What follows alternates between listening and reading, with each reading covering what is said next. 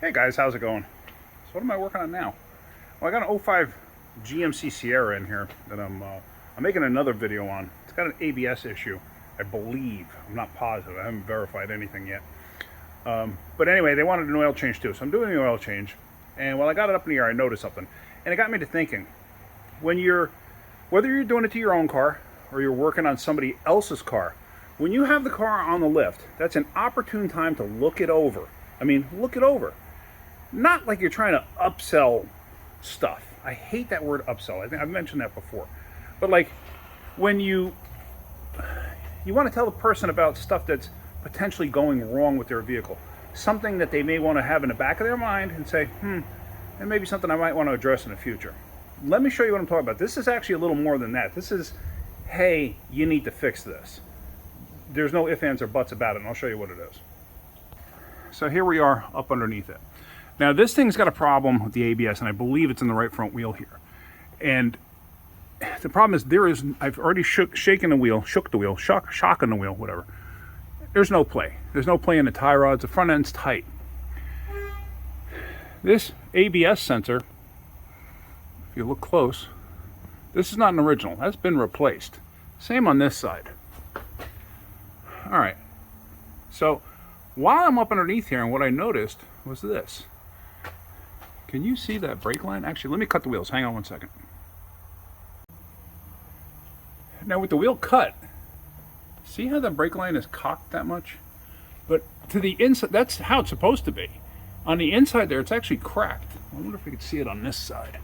Problem is, with the wheel and everything in the way, you can't really see much of anything. But here, if you go up, on the inside, see it there? It's cracked. It's the same on that side. But on the inside, it's cracked.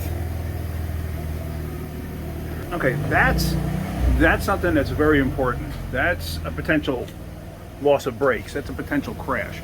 So that's something that you got to let them know right away. Hey, you got this problem. You need to address it.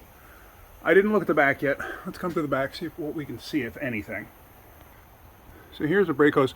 Problem with rear brake hose is you got to watch. A lot of times people with dual exhaust, like, see this beautiful job here?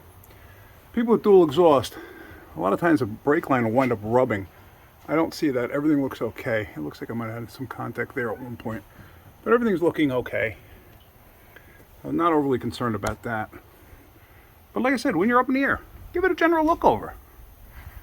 Give it a look, see. All right, here we go, the tail shaft housing leaking. As you can tell, that's actually a pretty decent leak because it's actually cleaned the bottom of this off the tail shaft. What else? I already dumped the oil, I already changed the filter, but if you look, see that piece right there? That thing? That's a block-off plate. If this thing had an oil cooler, that's where the oil cooler lines would attach to. Those are notorious for leaking, and as you can see, it's wet there. So I'm going to clean all of this up. I'm going to tell them about those brake lines and that we really need to address that. That's important. Also, when you have the vehicle up in the air, check your tires. How do they look? Starting to get dry rot? They worn? You have uneven wear? If you got uneven wear, what's wrong? You got a front end problem? It's all stuff you really need to look at. It's stuff you really need to consider. It's, you know what? I don't want somebody going down the road and having a problem and I didn't tell them about it. Something like this, write it down on a repair order. Have the customer sign it, especially if they don't want you to fix it right now, because you don't want to have an issue down the road. So let me finish what I'm doing here. I'm going to clean down some of this oil, and then we're going to let it down. We're going to put oil in it, and we're going to probably take it for another road test with the scanner, see if I can't duplicate the issue that's happening. I'll explain that in a minute. Another thing too, when you're up underneath a car and you're doing a service or whatever, and you got to check tire pressures, check the spare tire. Put air in it if you have to, as long as it's feasible and it's easy to do. I mean, if it's one of the ones that's flipped upside down, you can't get to the stem, that's not on you to check the tire pressure on that. But even in the trunk, how hard is it to pop the trunk and just take a look? It's really not that hard. It's the right thing to do. That's what it's all about. It's about doing the right thing. But yeah, you open up the trunk and it's packed to the gills with stuff. Nope. Anything within reason is what I'm talking about. So I'm just setting the tire pressures now. I'm going to let it down, put oil in it. Also, when you're underneath there too, look for antifreeze leaks too. That could be a potential. Like look up in the radiator area, look like water pump area, freeze plug area, between the engine and the tranny. Just look, see if you notice any spots where antifreeze could be coming out, because that's a potential failure. You want to tell a customer about it. All right, so I just put oil in it, and but now's a good time too. You know, check your belt, check your antifreeze level, check your brake fluid level, stuff like that. It's all simple stuff. And it doesn't take you but a second to do it. You know, a lot of guys, I know this from the dealership being flat rate, a lot of guys, especially younger ones, they would just like breeze through it to get it done and out the door. No, that's not the right way to do it. I don't agree with that one bit. You know, you got the car in there for a reason. You got it there to check it out. Check it out. So anyway, I just thought I'd share that with you, show you that, hey, you know, something simple. See, it needs brake hoses now. So I'm going to call a customer and tell them that.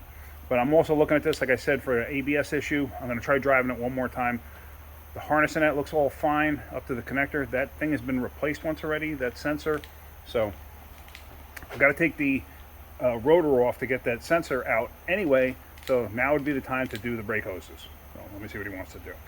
All right, so if you're getting something out of my videos, hit that like button. If you could, please subscribe. All right, guys, have a great day. Keep wrenching.